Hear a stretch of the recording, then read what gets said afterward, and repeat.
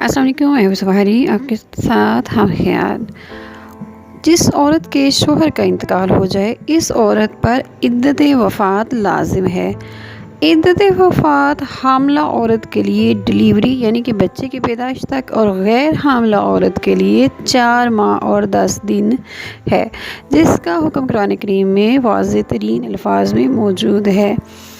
اللہ تعالیٰ نے کہا ہے کہ اس کا ترجمہ ہے، اگر تم میں سے جو لوگ وفات پا جائیں اور بیویاں چھوڑ جائیں تو وہ بیویاں اپنے آپ کو 4 مہینے اور 10 دن انتظار میں رکھیں گی۔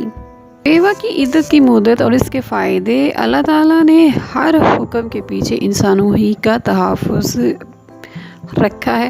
عورت کی عدت میں دیکھیں، میڈیکلی بچہ کی موومنٹ چوتھے مہینے میں بڑی واضح ہو جاتی ہے، یعنی اگر کسی عورت کو پریگننسی کا علم نہ بھی ہو تو چوتھے مہینے میں عام طور پر بچے کی موومنٹ سے پتہ چل جاتا ہے، جبکہ بعض عورتیں کہتی ہیں کہ انہیں 5ویں مہینے سے حرکت محسوس ہوتی ہے۔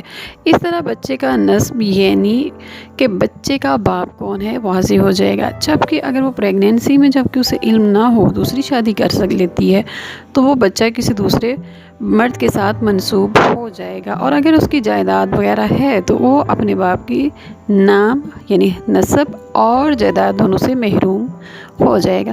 اپنا خیال رکھیے گا، پھر ملیں گے۔ وما علینا الا البلاغ المبین۔ والسلام علیکم ورحمۃ اللہ وبرکاتہ۔